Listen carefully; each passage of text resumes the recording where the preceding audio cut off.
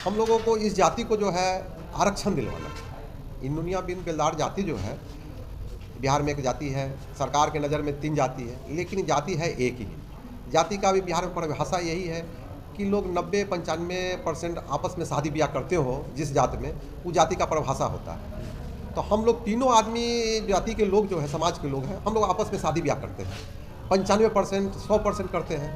तो एक तो सरकार से हम लोग का ये करना है कि भाई हम लोग तीनों एक ही जाति है, लेकिन कागज़ पर आप लोग तीनों अलग अलग कर दिया गया है। दूसरा मुद्दा है कि जाति के लोग जो है काफ़ी गरीब हैं, शैक्षणिक रूप से बहुत पिछड़े हुए हैं, आर्थिक रूप से भी बहुत पिछड़े हुए हैं, सामाजिक भी स्तर बहुत बद से बदतर है।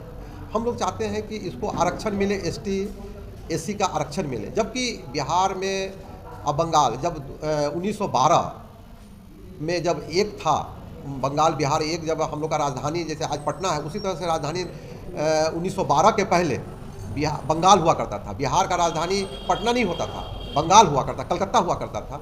उस समय जब हम लोग को जब बंटवारा हुआ 12 में, तो कुछ हमारे पूर्वज रह गए बंगाल में, कुछ आ गए बिहार में, जहाँ जो थे अपना थे। उस समय आरक्षण का कोई मुद्दा नहीं था। जब हम लोग लड़ाई लड़े, अंग्रेज को यहाँ से आज़ादी भगलाए, लोग यहाँ से गए, अंग्रेज हटे यहाँ से, तक कानून बना। तो वहाँ बंगाल में कानून बन गया कि इस जाति को आरक्षण मिल रहा है, बिहार में नहीं मिल रहा है। हम लोग के जो पूर्वज थे उतना बुद्धिजीवी नहीं थे, इस पर कोई ध्यान नहीं दिए, कानून बन गया, पास हो गया। जब इसका लाभ मिलने लगा लोगों को, हमारे भी जो सगा संबंधी है बंगाल में है, बिहार में भी है, जब लाभ मिलने लगा 20 साल के बाद इसका लाभ को ज़मीन पर पता चला कि भाई आरक्षण से ही फायदा है, तो हम लोग भी कहे कि जब सब लोग एक है, हम लोग का भी स्थिति बद से बदतर है, तो हमारा एक भाई को मिल रहा है आरक्षण और दूसरे भाई को कहीं नहीं मिलेगा आरक्षण। तो इसकी लड़ाई चल रही है। लगभग 50 साल से हम लोग जो है, आज़ादी का 75 साल हो गया है लगभग, तो 25 साल के बाद से हम लोग लड़ाई शुरू किए कि नहीं है बिहार में भी आरक्षण हम लोग को जैसे बंगाल में है उस तरह का आरक्षण मिले यहाँ भी। इसका 50 साल से आरक्षण के लिए हम लोग जो है संघर्ष कर रहे हैं, यही मुद्दा है। तो क्या लग रहा है, आप बैठक कर रहे हैं, सरकार विधानसभा चुनाव आने वाला है, नज़दीक में है, क्या लग रहा है आपकी मांगों को जिस तरह से मांग रहे हैं सरकार सुनेगी?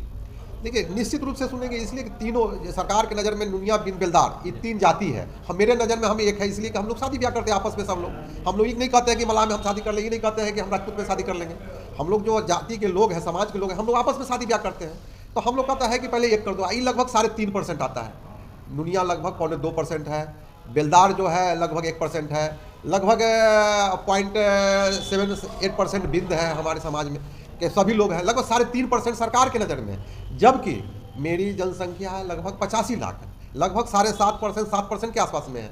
अब तो ये तो बात की बात है, इसको कैसे माइनस प्लस किया गया है ऊपर में, वो तो बात की बात है। लेकिन अभी जो है हम लोग जो सरकार की नज़र में सर्वे जो कराई है सरकार 2 साल 3 साल पहले जो आया है जनगणना रिपोर्ट, उसके आधार पर 3.5% है। 3.5 आज से माने जब से देश आज़ाद हुआ है तब से अभी तक बिहार और बंगाल मिला के कहीं संसद में कोई आदमी हम लोग का नहीं है। बिहार लोक निर्माण दल जैसे बोले आप, राजनीतिक पार्टी भी है, विधानसभा में चुनाव लड़ने की तैयारी? देखिए, हम लोगों को क्या है ना कि इस जाति को हम लोग संगठित कर रहे हैं। हम लोग उसी समाज से आते हैं, नुनिया बिन बेलदार समाज से आते हैं, तो हम लोग इस जाति को संगठित कर रहे हैं।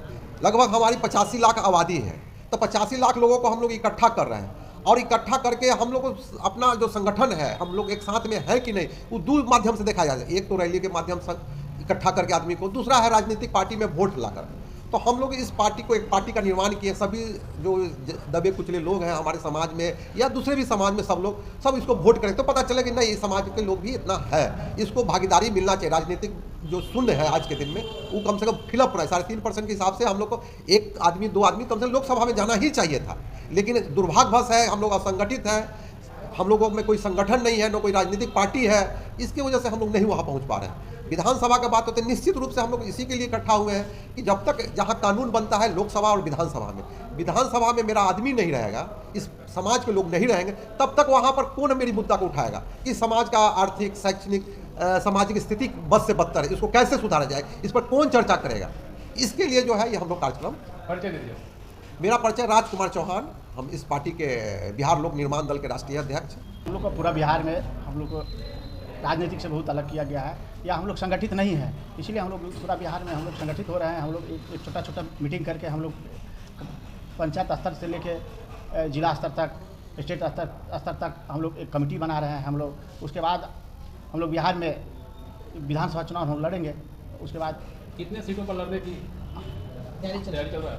243 सीट पर लड़ने की तैयारी चल रही है। हम लोग का मुद्दा यही है कि हम लोग आरक्षण नहीं है ना।